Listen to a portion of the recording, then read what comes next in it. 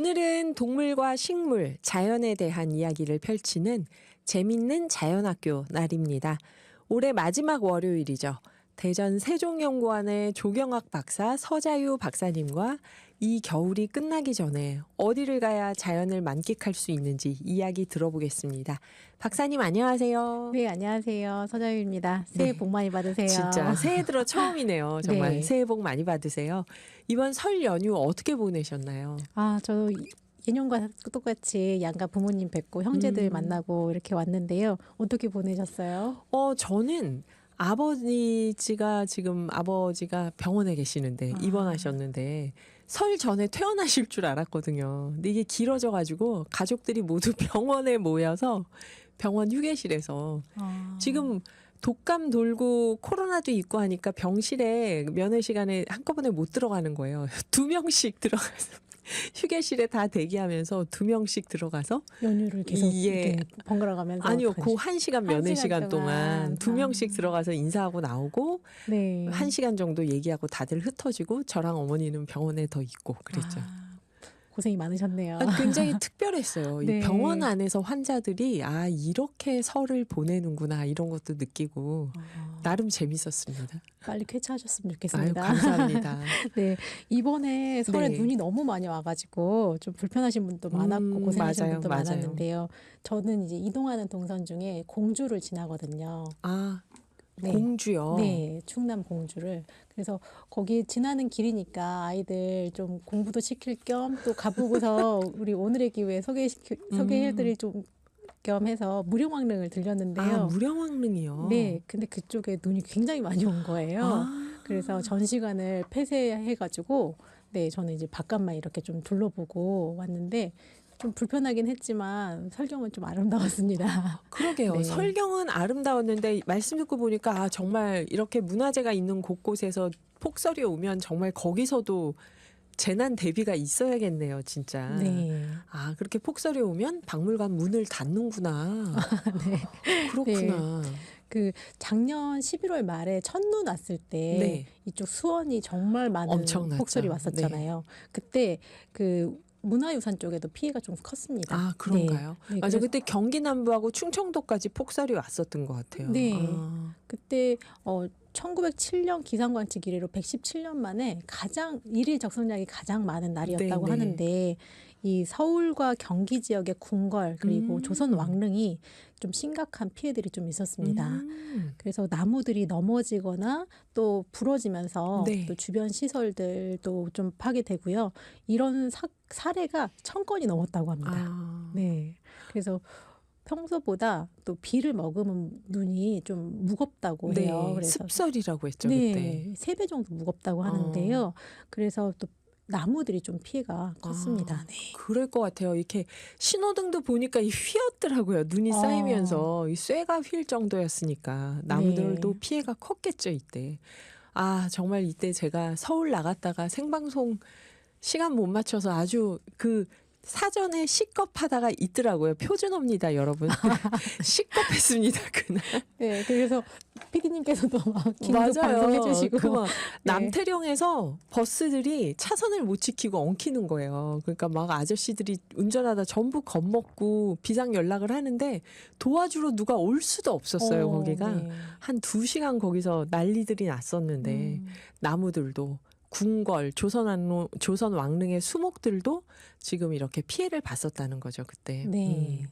그러면 이런 문화유산에 피해가 생겼을 때 당연히 이거는 정부에서 돈을 들여서 복구를 하겠죠. 네.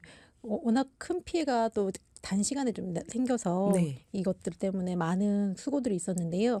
그 국능유적본부가 폭설 피해 발생 직후에 추가 안전사고 예방을 위해서 일단은 관람을 중지하고 그리고 이제 긴급 직영 보수단을 투입해서 시설물 보수 그리고 피해목 벌채 이런 것들을 좀 했고요.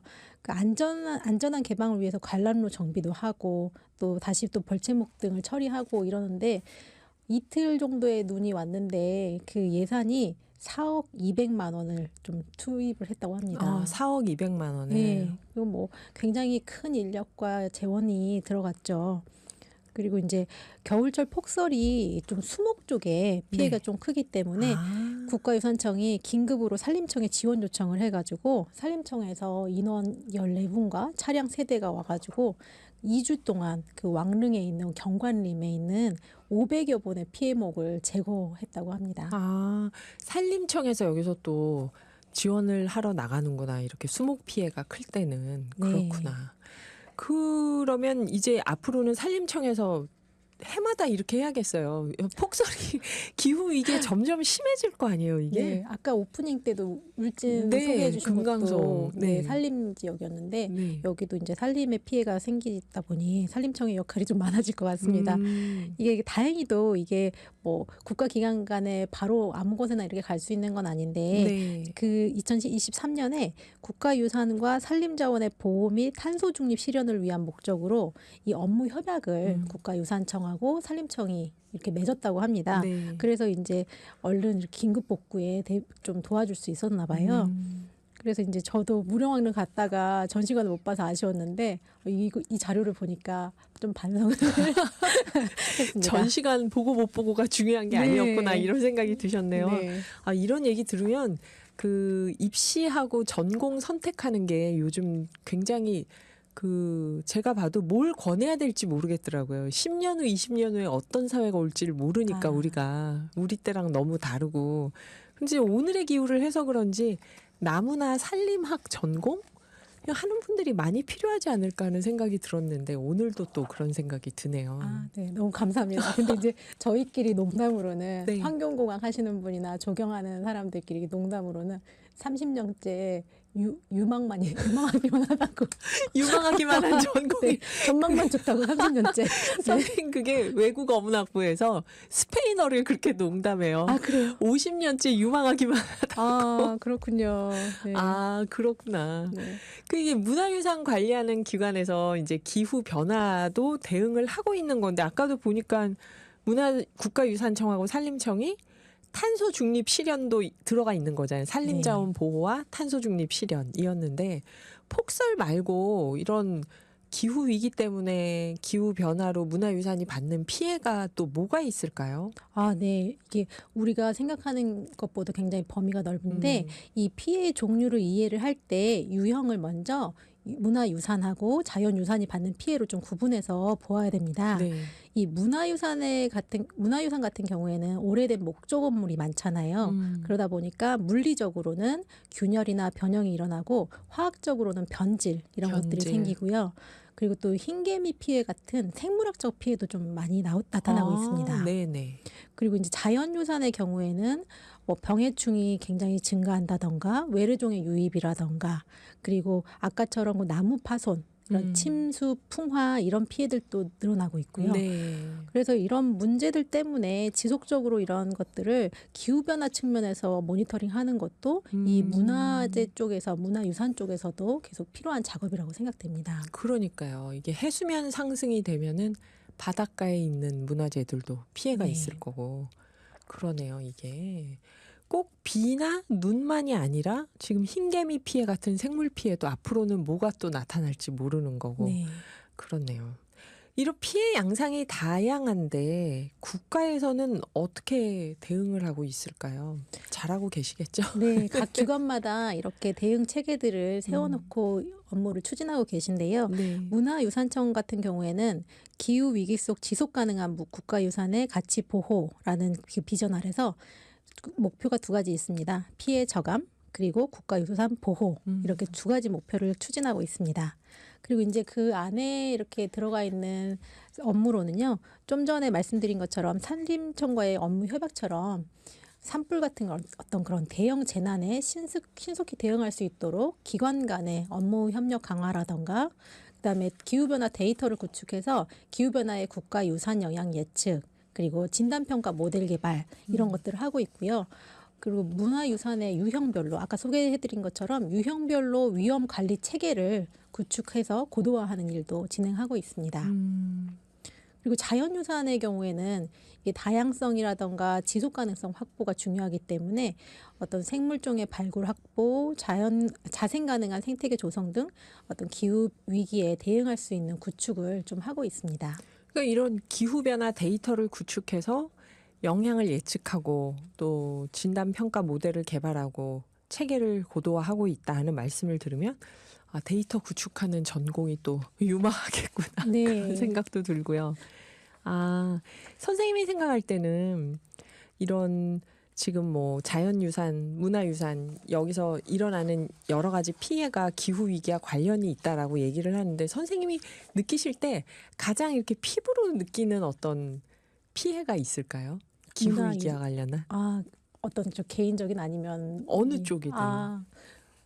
글쎄요, 이쪽 연구를 하다 보니까 제가 이렇게 평소에는 그냥 일상생활의 불편함이라고 느꼈던 것들이 이게 국가적 차원에서 데이터 그리고 이것에 대한 피해 대응 이런 것들이 아, 이게 되게 체계화된 대응이구나라는 걸 느끼는 점들이 폭염인 것 같아요. 아, 폭염이요? 네, 덥다 이렇게 느꼈는데 그리고 이제 그게 힘들다 이렇게 느꼈을 때 우리 보통 신호등 사거리에 있는 그늘막 같은 거 있잖아요. 네. 이런 것들이 폭염 피해를 줄이기 위해서 가장 폭염이 높은 지역에 이렇게 만들죠. 만들고 이런 것들을 데이터화해서 만들더라고요. 아, 네. 그냥 지자체에서 여기저기 찍어서 만드는 게 아니라 네. 기온 데이터를 놓고 만든다고요? 네. 사람의 오. 유동인구라던가 그다음에 보행 속도라던가 이런 것들을 데이터화해서 순위화하는 거죠. 아, 네. 그렇구나. 여기 저희 빠콩님이 서자유 박사님 안녕하세요. 새해 복 많이 받으세요 하고 인사 주셨네요. 아, 감사합니다. 국님도 새해 복 많이 받으세요. 네. 기후변화가 단순히 날씨 변화만 뜻하는 게 아니죠. 지금 서자유 박사님 말씀처럼 전 세계 환경, 생태계, 인류 문화유산까지 심각한 영향을 미치고 있는데요. 어떻게 우리 문화유산을 보호할 수 있을지 2부에서 그 이야기 자세히 들어보겠습니다. 오늘 서자유 박사님이 이런 기후위기 속에서 어떤 방식으로 문화유산을 보호할 수 있을지 그 이야기 들려주시는데요. 자연유산, 그러니까 문화유산이 있고 자연유산이 있는 거네요. 네. 그럼 문화유산은 대략 뭐 경복궁, 창덕궁 이런 게 문화유산일 테고 무령왕릉. 그 자연유산이라고 하면 뭐가 될까요, 선생님? 아, 우리가 일반적으로 문화유산에 대해서 많이 알고 있는데 이 네. 범주에 자연유산도 들어가는데요. 국립공원에 있는 여러 가지 천연기념물, 그다음에 명승들, 네, 그리고 어떤 절경이 우수한 그런 산사들 이런 것들이 자연유산에 포함된다고 생각하시면 됩니다. 아, 그러네요. 네. 산 속에 있는 사찰을 그 사찰 건물 하나만 문화유산이라고 보는 게 아니라 네. 근처에서 경관을 이루는 것까지 다 합쳐서 자연유산으로 본다는 거죠. 네, 아. 그렇습니다. 우리가 알고 있는 문화유산의 범위에 자연유산이 이제 포함되는데 아하. 이게 우리가 기존에 사용했던 문화재라는 용어 때문에 약간 좀 좁게 생각한 경향이 있었는데요. 작년 5월에 문화재청이 문화유산청으로 좀 새롭게 바뀌었거든요. 문화유산청이요? 네, 들어보셨죠? 국가유산청. 국가유산청으로요. 네네. 아, 저 지금 선생님한테 처음 들어봐요. 아, 그리고 저 정말요? 솔직히 문화유산, 자연유산 하면 아름답게 들리는데 국가유산청 하니까 누가 돌아가시고 유산을 남겨주는 걸 관리하는 곳인가 그런 생각이 들어서 그것도 약간 물질적이네요. 국가유산청이 네. 이렇게 어감이 좋지는 않아요. 그런가요? 네. 네. 이게 기존에 이제 국가문화재를 총괄하던 문화재청이 네. 국가유산청으로 이제 바뀌면서 이 법이 문화재보호법에서 국가유산기본법으로 바뀌었습니다. 네. 그래서 이 체계가 바뀌었는데요. 이 문화재라는 용어가 일본식 용어입니다. 그래서 어떤 재화나 물질적인 성격이 좀 강했고 국제적으로도 다 유산이라는 용어들을 써서 이게 개선 요구가 있었는데요. 네. 그래서 이제 국가유산기본법으로 바뀌면서 기존에 쓰던 그 문화재라는 용어 한 60여 년을 이렇게 썼지만 지금 유산으로 바뀐 거고요. 이 유산이라는 개념이 방금 어떤 돌아가실 때 유산 남기는 어떤 이것도 물질적인 거라고 생각을 하지 못했는데 네, 이건 사실 우리가 이 어떤 사람이 인식을 더하기 전에 근본적인 그 가치를 가지고 있는 전해져 오는 모든 것들을 말하거든요. 그래서 유네스코가 1972년에 제정한 세계 문화 및 자연유산 보호에 관한 협약에 이 내용들이 들어가 있는 개념이고요. 네. 그 유산은 우리가 타고나거나 아니면 이어받은 모든 것 여기에 아까 재라는 문화재라는 그런 가치 개념을 넣기 전에 보다 더 근본적인 것들을 말합니다. 네, 그래서 유산을 남겨주신 거는 아마 물질 유산을 의미해서 아마 우리가 좀 인식을 그렇게 했던 것 같아요. 네, 저 같은 사람들이 좀 있을 것 같아요. 국가유산청 하면 얼마나 유산 문제로 갈등이 많으면 나라에서 청까지 만들었나 이런 사람들이 있을 것 같아요. 틀림없이. 국가유산청에 조금 더 홍보를 말씀드려야겠습니다. 그러니까 문화유산이 있고 자연유산이 있고 또 네. 무형유산에서 예전에는 무형문화재라고 했던 걸 무형유산에 넣는 건가요? 네, 이렇게 방금 말씀하신 것처럼 좀 범위와 대상이 기존에 다루던 거에서 조금 더 확대됐다고 보시면 되는데요. 이게 이제 기관 명칭이 바뀐 거, 이 단순한 그런 것보다는 네. 제 생각에는 이제 국민들의 사고의 전환이 좀 필요한 그런 중요한 부분인 것 같습니다. 그래서 방금 말씀해 주신 것처럼 문화재 체계일 때는 무형문화재, 무형문화재, 기념물, 민속문화재 이렇게 하던 것들을 네. 문화유산, 자연유산, 무형유산 이렇게 좀 나눴고요.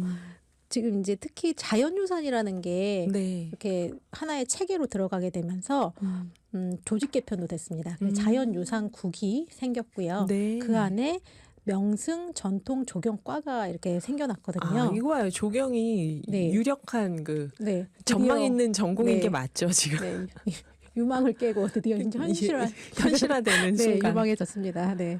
그래서 전통 조경이 국가유산으로 이렇게 들어가기 때문에 기존에도 다루고 있던 영역이긴 하지만요. 하나의 과가 신설되었기 때문에 앞으로 어떤 조경 측면에서의 기후변화 대응 역할들, 모니터링 이런 것들을 더 활동을 더 활발하게 하지 않을까 이렇게 좀 기대를 합니다. 그러니까 국가유산청에서 국가유산을 문화유산, 자연유산, 무형유산 이렇게 있다 하고 생각을 하면 사찰은 문화재인데 사찰 옆에 있는 소나무는 뭐지 했는데 그것 또한 다 포함해서 유산이 되는 거네요. 네. 무령왕릉 주변에 있는 조경은 뭐지 하면 그것까지 포함해서 유산. 네. 아하. 그리고 그렇구나. 네, 또 하나는 문화재라고 했을 때는 어떤 네. 좀 가치가 있는 좋은 것들을 이야기를 했는데 요즘 최근에는 그 일제 강점기에 있던 유산들 이런 것 보고 이제 다크 또 네거티브 헤리티지라고 하는데요. 이런 암울했던 어두운 역사들의 것들을 문화재로 또 승화시키긴 좀 아쉬운 부분들이 있기 때문에 네네. 이런 것들을 유산의 개념으로 하면 아하. 그것 또한 남겨진 것, 우리에게 주어진 그러네요. 것으로 생각해서 보다 좀 사고가 넓어지는 그런 그러네요. 부분이죠. 그러니까 뭐 일제 강점기 때 예를 들어서 뭐 쌀 수탈을 위해서 만들었던 어떤 기구의 건물 하면 그게 뭐가 좋다고 그거를 네. 문화재로까지 모셔 하는데 그게 아니다. 논란이 이것까지 있죠. 네. 우리의 역사였고 네. 문화유산의 일부다 하면은 훨씬 폭넓은 개념이 네. 되네요. 유산이. 그래요. 그 청취자분들께 추천해주고 싶은 오늘 유망 전공에서 현실로 드러난 조경. 네. 우리 문화유산이 살아있는 그런 전통 조경이 어떤 게 대표적일까요? 너무 많고 뭐 맞아. 궁 같은데 잘 사실은 아시는데 다 있어요. 그렇죠? 네, 그렇습니다. 근데 이제 방학을 맞이해서 이제 소개시켜드리고 싶은 지역이 경주입니다. 경주요. 네, 경주는 대한민국 대표 수학여행지잖아요. 그렇죠. 가보셨죠, 당연히. 그렇죠. 네, 그리고 지붕 없는 박물관이라고도 부르는 그런 지역인데요. 그 우리나라 유산 중에서 유네스코 세계유산에 등재된 게 16건입니다. 그 중에 경주 역사 유적 지구도 이렇게 들어가 있거든요. 경주 역사 유적 지구. 네. 이게 하나의 문화재가 아니라 경주 지역에 있는 여러 가지 문화재들을 묶어서 유산 지구로 이렇게 묶어서 등재를 했습니다. 네. 제가 아까 못 갔던 그 백제 유산 지구, 네. 백제 역사 유적 지구도 공주 그다음에 부여 이쪽 일대를 묶어서 역사 세계유산에 유적 지구로 네, 세계유산에 이렇게 등재됐습니다. 유네스코 세계유산에 등재가 됐다고요. 네네. 근데 그 경주에 가시면 조경의 백미라고 할 수 있는 동궁과 월지가 있습니다. 예전 이름 안압지라고 했는데 안압지가 저는 더 귀에 익어요. 그래서 네. 경주에 몇 년 전에 갔을 때 안압지가 왜 없지? 막 이러고 다녔는데 네. 이게 뭐 월지 뭐 이렇게 네네. 다른 표기로 돼 있더라고요. 네. 그곳이 동궁과 월지. 네. 그렇게 맞추셨어요? 아니 저는 안압지 좋다. 없다고 계속 생각하다가 집착하다가 보니까 팻말에 그 써 있더라고요. 옛날에 여기를 안압지라고 했다. 뭐 이렇게. 네, 이게 그 조선시대 때 완전히 폐허가 되면서 여기에 기러기랑 오리가 이렇게 많은 연못이라서 안압지, 기러기 안자에 오리 앞자를 써서 안압지였는데 안압지가 그런 뜻이었어요. 네. 기러기랑 오리가 사는 곳. 네. 단순했죠. 근데 이제 삼국사기 기록에 동궁 그리고 월지라는 기록이 있어서 이 이름을 복원을 했습니다. 네. 네. 원래는 신라시대 왕자들이 기거하던 별궁이 있었던 자리고요. 네. 이곳에 동궁 내에 임해전, 연회 장소거든요. 예. 이게 있었던 곳입니다. 그러면 지금 선생님께서 자료 화면 청취자분들께 보여드리려고 가지고 온 저기가 그 임해전인가요? 네. 임해전과 앞에 보이는 연못이 월지. 저 왠지 경복궁에 연애하려고 만든 거하고 약간 비슷한 경회로처럼. 분위기인데요. 네. 신라시대의 것입니다. 훨씬 멋지네요. 신라시대가. 그렇구나. 연못은 월지. 네. 그리고 동궁이 있어서 왕자들이 기거를 했고 동궁 내에 임해전이라고 저런 파티 장소가 있었다. 네, 호수가 맞습니다. 보이는 파티 장소가 있었다. 그래요. 저희 이게 신라시대 조경의 백미라고 하니까 정말 얼마나 아름답길래 우리 서자유 박사님이 그렇게까지 얘기하시나. 요건 노래 한 곡 듣고 나서 이어서 또 여쭤보겠습니다. 마마스 앤 파파스가 불렀죠. 캘리포니아 드리밍. 경주에 가시면 월지와 동궁이 있죠. 옛날에 안압지라고 했던 곳. 그곳이 신라시대 조경의 백미다. 우리 서자유 박사님이 그렇게 얘기하셨는데요. 얼마나 아름답길래 그렇게 말씀하신 걸까 제가 그랬더니 5187님이 음악 나가는 동안 이런 문자 주셨어요. 저도 거기 좋다고 해서 가봤는데요. 처음에 입구로 들어가 보니 아무것도 없는 거예요. 보여주신 저런 장면이 나오려면 한참 걸어가야 했습니다. 찾기가 힘들긴 했어요. 어떠셨나요? 그러셨나요? 저는 이게 범위가 워낙 큰 곳이기도 하고 네네. 보시면 아시겠지만 아직 복원되지 않은 건축물 맞아요. 자리도 아직 맞아요. 많이 있고 언제 다 굉장히 복원되는 거예요? 경주는 여기저기서 네. 공사를 계속하고 있더라고요. 네, 워낙 범위가 넓다 보니까 아. 한참 들어가신 걸로 기억을 하신 것 같아요. 네. 그럴 수 있겠다. 네. 이게 크니까 호수도 크고 네. 거기 부근에 그 공간이 크다 보니까 또 여기 보면 3583님이 이렇게 얘기 주셨습니다. 봄이 곧 올 것처럼 입춘을 맞이하나 했는데 또 거꾸로 추워지고 있네요. 그렇죠? 청개구리예요, 날씨가. 문화유산 뜻을 정확하게 알아가는 시간입니다. 잘 듣고 제 것으로 공부를 해볼게요. 국민학교 시절에 안압지로 알고 있었는데 이름이 또 바뀌었군요. 어렵습니다. 네. 여기저기 이름이 바뀝니다. 네. 네. 우리가 일제 잔재를 청산하는 게 쉽지 않은 것 같아요. 우리 음. 인식까지 바뀌려면 그래요. 정말 많은 노력이 필요한 것 같습니다. 안압지가 막 굉장히 멋있는 이름인지 알았거든요. 3583님. 근데 이게 기러기와 오리의 장소라는 뜻이었대요. 네. 기러기와 오리가 있는 연못. 그렇죠. 네. 8996님은 입춘이 무색하게 춥네요. 오늘 입춘에 대해서 다들 그 한 말씀씩 하시니 날씨가 좀 민망할 것 같습니다. 여러 정보 들으면서 기후 위기에 또 기여하고 싶어서 왔어요. 긴 명절과 연휴는 잘 보내셨나요? 8996님이 문화유산, 자연유산, 무형유산 용어를 새롭게 배웁니다. 들을수록 배우는 게 넘쳐나네요. 여러 용어 배우면서 잘 듣고 새롭게 알아가겠습니다. 신청곡 성시경의 거리에서. 오, 8996님하고 3583님은 오늘 서자유 박사님 나오신 보람을 느끼게 해주시네요. 네. 근데 청취자분들이 다들 공부하시겠다고 하니까 네, 굉장히 수준들이 높으시구나. 맞아요. 준비를 잘해야겠다. 싶습니다. 진행자가 틀리는 거 막 알려주시고 그래요. 정말요. 대단하십니다. 네. 감사합니다. 그래요. 이 동궁하고 월지 여기에 어떤 특징이 있고 뭐가 그렇게 아름다운가요, 선생님? 이게 월지는 사진에서 보셨겠지만 굉장히 큰 인공 연못입니다. 그래서 전체적인 모습을 보시면 서쪽과 남쪽이 직선으로 만들어졌고요. 네. 북쪽과 동쪽은 바닷가 해안선처럼 복잡하게 구불구불 곡선으로 만들어져 있는데요. 네. 그 면적이 동서 길이로 한 200m, 남북 길이로 한 180m 정도 됩니다. 그러니까 한참 걸어가야 보였다는 네. 말씀이 그 얘기죠. 네, 그러셨을 겁니다.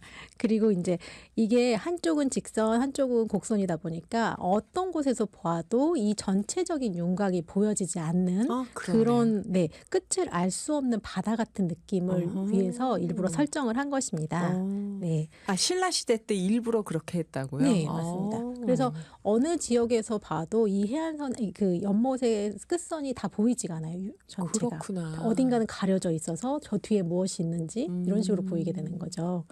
그리고 이제 이게 아까 임해전이라는 그 정각을 파티 장소. 네, 정각 이름 말씀드렸는데 여기 들어간 해자도 바다거든요. 아하. 그래서 일부러 이 월지의 조경이 바다를 좀 연출했다는 것을 알 수 있죠. 그러니까 이게 동그란 인공 호수가 아니라 이게 네. 바다의 모양을 느낄 수 있도록 네. 해안선처럼 만들어가지고 그래서 월지라고 하지만 그 위에 있는 전각 이름이 임해전, 바다를 내려다보는 전각이다. 이렇게 이름을 붙였다고요. 네.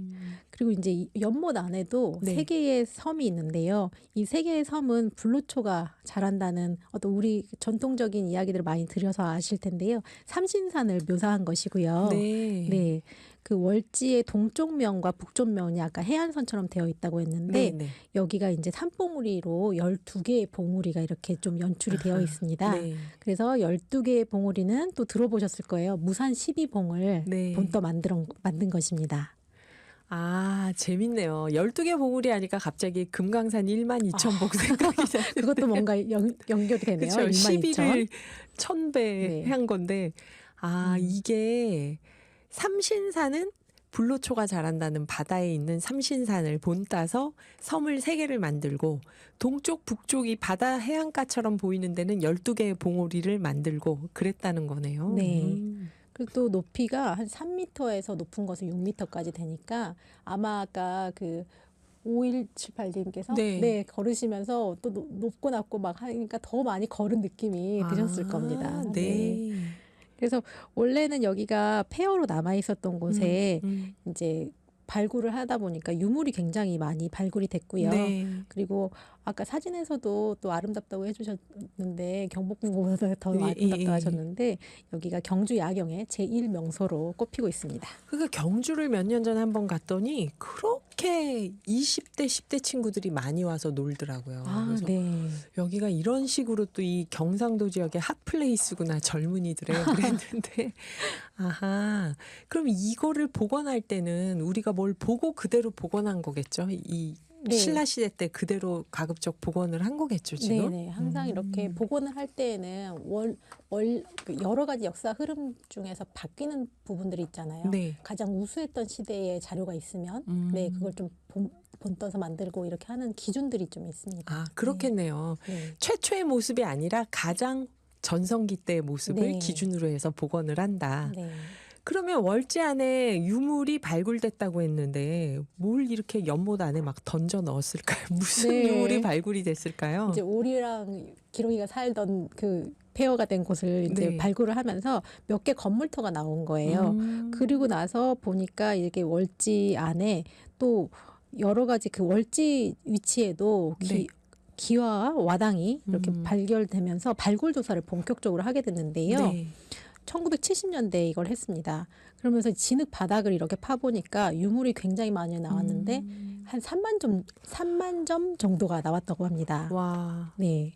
그래서 그 연못 바닥에서 나무 배가 거의 원역에 가깝게끔 이렇게 발견이 되는 걸 보고서 이게 진흙에 파묻혀 있다 보니까 1000년이 넘도록 이게 썩지 않고 있었던 썩지 않은 거예요? 거 있었던 와. 거예요. 네. 그런 식으로 여러 가지 유물들이 원형이 되게 잘 보존된 채로 나왔죠. 이 말씀 듣다 보니까 이게 타이타닉 가라앉았던 배를 끄집어 올린 것 같기도 하고 폼페이 그 지진 화산 터지고 나서 나중에 복구하는 그 느낌도 들고 막 이렇네요. 네.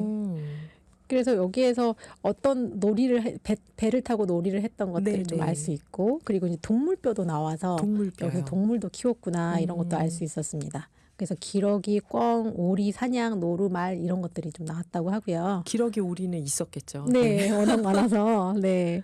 그리고 이제 여기에서 발굴된 유물들의 특징이 실제 사람들이 생활에서 썼던 그런 생활상을 엿볼 수 있다는 점이 의의가 있는데요. 아하. 네. 우리가 보통 많이 알고 있는 어떤 고분 같은 데서 나오는 것들은 네. 그 죽은 사람의 부장품으로 들어가기 때문에 그렇죠. 굉장히 높은 사람들, 그다음에 그 어떤 사후 세계를 위한 그런 부장품이라면 이거는 실제 생활하면서 물론 귀족들이겠지만 그런 생활상을 알 수 있는 점에서 좀 유물의 의미가 있습니다. 네. 놀 때 뭘 갖고 놀았는지를 이제 알 수 있는 거네요. 네. 놀 때 뭘 갖고 놀았는지 주령구라는 것이 발견되었는데요. 주령구요. 네, 이게 뭘까요? 네, 이게 주령구라는 게 14개의 면으로 되어 있는 주사위입니다. 아하. 네. 그래서 여기에 재미있는 글귀들이 이렇게 새겨져 있었는데 네. 이 주자가 술 주자거든요. 술주자. 그래서 굴리는 공 같은 건데요. 이게 신라 사람들이 놀이를 하면서 잔치를 하면서 아하. 굴리면서 놀던 술 게임 도구거든요. 네. 근데 여기에 재미있는 글귀가 되게 많아서 제가 이거 정리를 해왔는데 재미있는 거 몇 가지만 소개를 해주시면. 선생님께서 금성작무 소리 없이 춤추기 중인탑이 여러 사람의 코를 두드리기 음진대소 술 다 마시고 크게 웃기 삼잔일거 한 번에 술 석 잔 마시기 유범공과 덤벼드는 사람이 있어도 참고 가만히 있기 자창자음 스스로 노래 부르고 마시기 농면공과 얼굴 간지럼 태워도 꼼짝 않기 이미 청가 누구에게나 마음대로 노래 청하기 양잔 즉방 술 두 잔이 있으면 쏟아버리기 추물 막방 더러운 물건 버리지 않기 더러운 물건 막 주면서 못 버리게 하는 거구나. 그 우리 폭탄주 만드는 폭탄주라고 해야 되나? 막 다 이렇게 넣어가지고 한꺼번에 벌 주는 거랑 좀 비슷한 거 정말 있죠. 이런 거를 귀족분들이 신라시대 귀족분들이 모여서 이런 걸 하고 놀았다는 거죠. 네. 주령구를 굴리면서 네.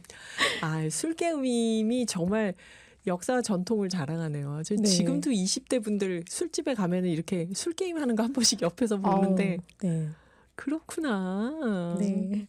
이게 또 요 술 게임 하면 빠질 수 없는 게 경주에 있는 포석정입니다. 포석정이요. 네, 워낙 많이 들어보셔서 아시겠지만 경주 남산 서쪽 계곡에 있는데 여기도 연회 장소였죠. 네네. 그 중국 왕희지라는 사람의 기록에 따르면 술잔을 띄워서 술잔이 자기 앞에 오기 전에 시를 지어야 되고 네. 그게 올 때까지 시를 짓지 못하면 술 석 잔을 마셔야 아하. 되는 그게 또 벌칙이 있잖아요. 네. 이런 것들을 보고 유상곡수연이라고 하는데요. 흐를 유에 잔상, 구불곡, 물수, 잔치연 이렇게 써서 예, 구분곡 그 물 위에서 잔을 띄워서 노는 그런 연회입니다. 야, 이거 왜 있잖아요. 저희 요즘도 게임이. 그래서 뭐 자기 차례 올 때까지 뭘 해야 되는데 그 말을 못 하면은 벌주를 마시고 이런. 진짜 1100년을 저희 역사와 전통을 자랑하는 술 게임이네요. 네. 진짜. 요즘 또 로제와 브루노 마스의 아파트가 아파트요. 지금 전 세계적으로 붐을 일으키고 있는데 그것도 대학생들 술 게임이라면서요. 네, 이게 술 게임에서 나온 건데 그래서 K 또 술 문화가 술 게임이 또 전 세계적으로 퍼져나가고 있다고 합니다. 정말 다른 나라 대학생들도 이렇게 술 게임을 많이 하나? 제가 대학교 다닐 때 그 궁금해한 적이 있는데 이제 궁금해하지 않겠습니다. 이건 우리 DNA에 남아 있는 전통이었네. 네. 박사님 우리 소중한 문화. 이거 문화유산. 네. 저희 한 1분 30초 정도 남았는데 박사님 연초에 좋은 소식을 들었어요. 다음번에 아, 오실 때는 네. 그 저희 대전세종연구원 박사님이 아니라 다르게 불러야 된다는 얘기를 들었는데요. 아, 네. 제가 그 전남대학교 적용학과 교수로 임용이 돼서요. 아, 감사합니다. 제가 임용 소식 전했을 때 너무 같이 기뻐해 주셔가지고 오늘의 기후 제작진 여러분들께 너무 감사드립니다. 네. 아니, 저희가 고맙죠. 저희 뭐 이제 여러분 안심하시고 이 공부하는 기분으로 즐겁게 들으시는 청취자분들이 이제 네. 예, 전남대학교 조경학과 교수님과 다음 달부터는 또 공부를 하시게 아유. 생겼습니다. 선생님 정말 축하드리고요. 네. 그 선생님의 그 좋은 기운을 저희가 잘 받아서 오늘의 기후도 기후 위기를 잘 극복할 수 있는 좋은 소식 전해드리는 방송이 되도록 하겠습니다. 아, 네. 오늘 너무 재밌었어요, 선생님. 아, 정말요. 술 게임만 기억이 납니다. 그것만 기억하셔도 됩니다. 네. 네, 선생님. 네. 다양한 정원 이야기 다음에도 잘 부탁드리겠습니다. 네, 새해 복 감사합니다. 많이 받으세요. 네, 감사합니다.